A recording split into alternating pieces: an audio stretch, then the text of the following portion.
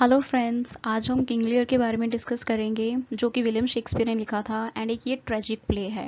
Let's get started with the plot line.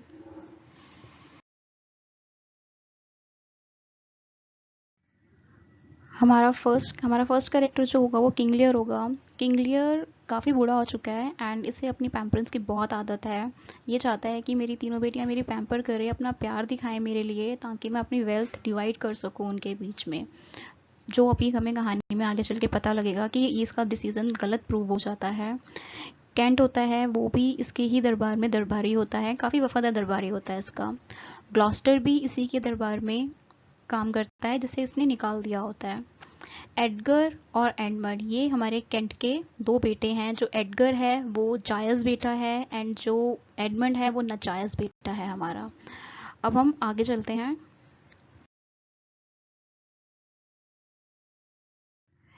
ये तीन बेटियां हैं किंग लियर की। फर्स्ट इज़ गॉनरेल, काफ़ी चालाक है, काफ़ी सेल्फिश है, इसे बहुत अच्छे से चापलूसी करना आता है अपने पापा की।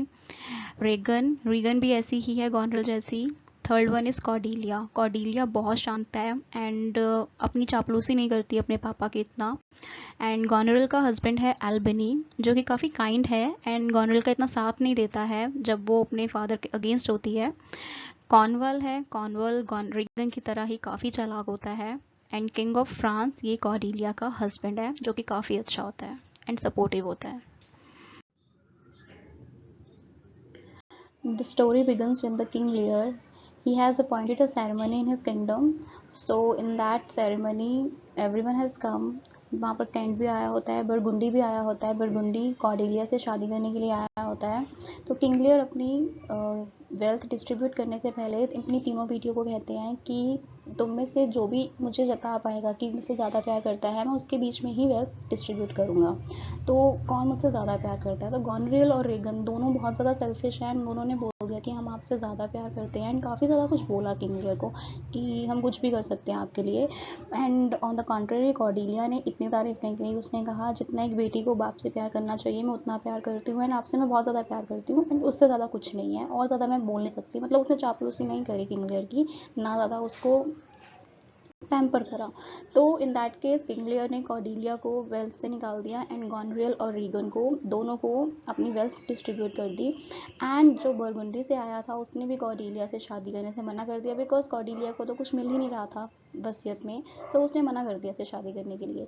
बट वहाँ एक किंग ऑफ फ्रांस भी आया हुआ था, उसने हाँ कह दिया कि मैं कॉर्डिलिया से शादी करूँगा। बट किंग लियर ने बोल दिया कि मैं कॉर्डिलिया को कुछ भी नहीं दूंगा। बट फिर भी किंग ऑफ फ्रांस मान गया एंड उसने कॉर्डिलिया से शादी कर ली। वहाँ पर कैंट को भी दरबार से निकाल दिया गया, बिकॉज वो कॉर्डिलिया का बहुत साथ दे रहा था कि आपने गलत करा कॉर्डिलिया के साथ, ऐसा मत करो। एंड किंग लियर ने कैंट को वहाँ से निकाल दिया दरबार से। एंड जब उसने सारी किंग लियर ने वसीयत बांट दी अपनी बेटियों के बीच में, तो उसे कुछ फील होने लगा कि अब तो मेरे पास कुछ होगा नहीं, क्या रखूँ अपने पास क्या नहीं। बट उसने क्या करा, फिर भी अपने पास 100 नाइट्स रख लिए ताकि उसे फील होता रहे कि मैं कभी राजा था। तो उसने 100 नाइट्स रख लिए अपने पास एंड डिसाइड करा कि मैं अपनी बेटियों के घर पे रहने जाता रहूँगा।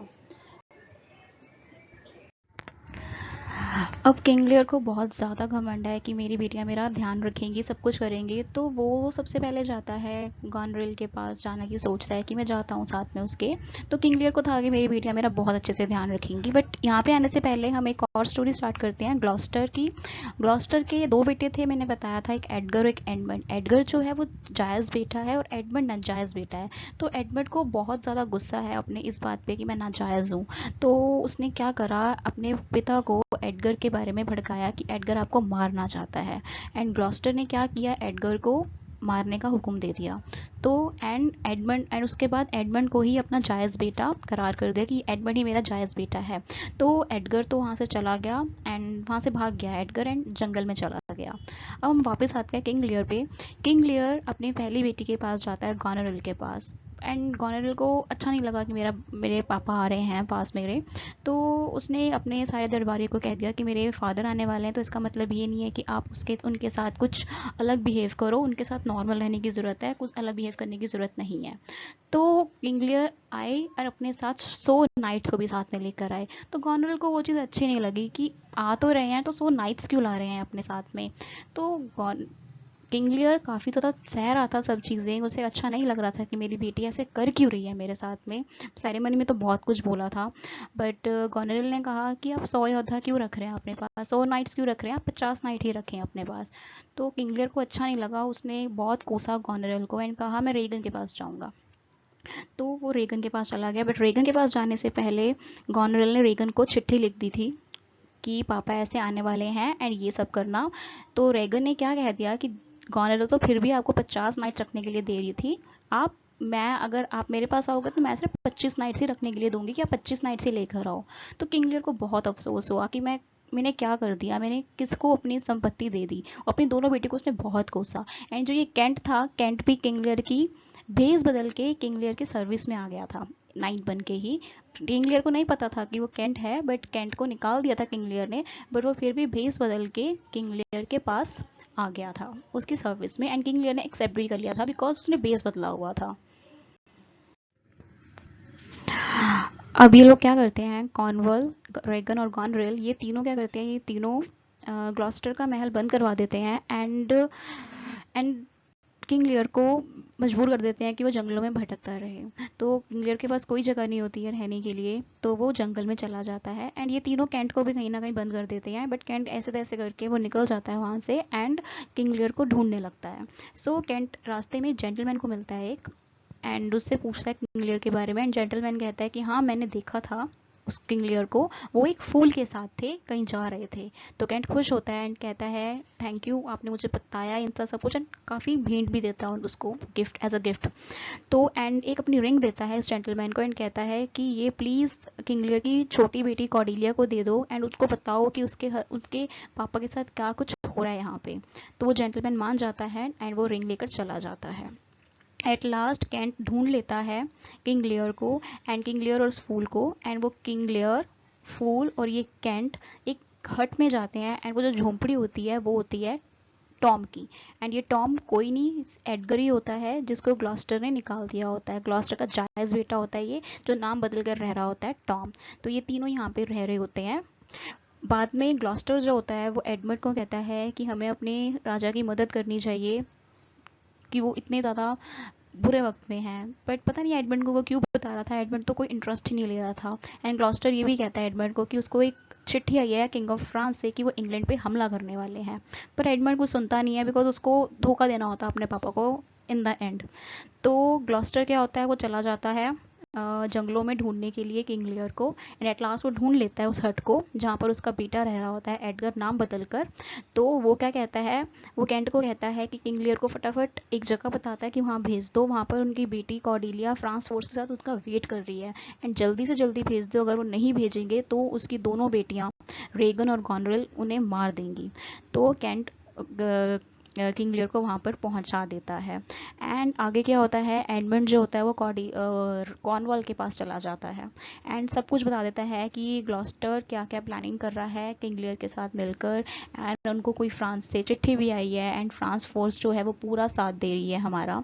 तो कॉर्नवॉल क्या करता है, वो रेगन और गॉनरेल के साथ मिलके एल्बनी के पास जाते हैं जो गॉनरेल का हस्बैंड है एंड उनसे मदद मांगते हैं कि हमें कुछ करना चाहिए, फ्रांस फोर्स हम पे अटैक कर सकती है। बट एल्बनी मना कर देता है कि मैं कुछ नहीं कर सकता इन सब चीज़ों में आपसे।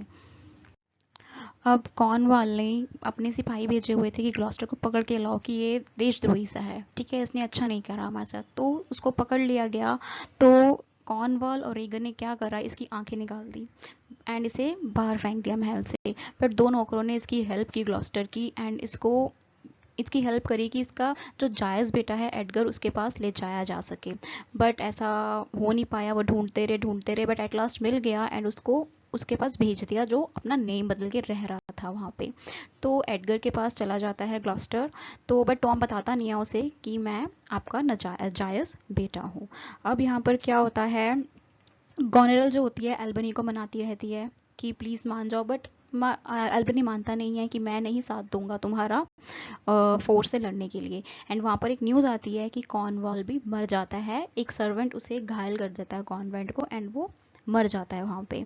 अब यहाँ पर क्या होता है, रेगन तो विधवा हो जाती है एंड जो रेगन और गॉनरेल दोनों होती है, ये दोनों एडमंड से प्यार करने लग जाती है एंड ये दोनों चाहती है कि हम एडमंड से शादी कर लें।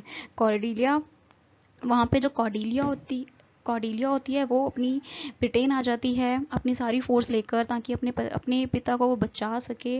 बट किंग लियर उनसे मिलना नहीं चाहते, बिकॉज वो शर्मिंदा होते हैं कि मैंने अपनी छोटी बेटी के साथ अच्छा नहीं करा एंड उसने फिर भी मेरा इतना साथ दिया। बट कॉर्डेलिया आती है एंड अपना ये प्यार ही होता है उसका अपने फादर के लिए कि वो लड़ने के लिए आती है। एट लास्ट क्या होता है, ब्रिटिश फोर्स से लड़ता है एडमंड एंड फ्रांस फोर्स से कॉर्डेलिया लड़ती है। बट जो कॉर्डेलिया होती है वो हार जाती है एंड जो एडमंड होता है वो कॉर्डेलिया और किंग लियर को एक जेल में बंद कर देता है। तो अब आगे क्या होता है, एडगर और एडमंड की भी लड़ाई होती है। एडगर और एडमंड की लड़ाई होती है जिसमें एडमंड मर जाता है और एडगर बच जाता है। एंड एट लास्ट क्या होता है, एडगर भी ग्लॉस्टर को सब सच बता देता है कि मैं ही आपका जायज़ बेटा हूँ। एंड ग्लॉस्टर को भी बहुत अफसोस होता है कि मेरा जायज़ बेटा ही ठीक था, मेरा एडमंड ठीक नहीं था। एट लास्ट रेगन रेगन जो होती है वो गॉनरल जो होती है वो रेगन को मार देती है उसको, ताकि वो एडमंड से शादी कर सके। रेगन मर जाती है एंड गॉनरल को पता लगता है कि एडमंड भी मर चुका है, तो वो बहुत अफसोस करती है एंड वो भी मर जाती है। यहाँ पर ये दोनों मर जाते हैं एंड बचता कौन है, एल्बनी। एल्बनी क्या करता है, यहाँ एडमंड ने एक कैप्टन भेजा होता है अपने मरने से पहले, ताकि किंग लियर और कॉर्डेलिया को मार सके वो जेल के अंदर ही। एल्बन क्या करता है, अपनी फोर्स भेजता फटाफट ताकि वो कैप्टन पहुंच ना सके वहां पर जल्दी। बट बहुत देर हो जाती है वहां पे जेल में, देखता है कि कॉर्डेलिया मर चुकी होती है, किंग लियर की गोद में होती है। किंग लियर रो रहा होता है, पागल हो गया होता है, उसने कैप्टन को तो मार दिया होता है बट कॉर्डेलिया को नहीं बचा पाया होता है एंड यही अफसोस में वो खुद भी मर जाता है। एंड एट लास्ट कैंट भी मर जाता है। बट एल्बनी और एडगर जो जायज़ बेटा था उसका, वो दोनों बच जाते हैं and Albany he at last Britain का राजा बनता है।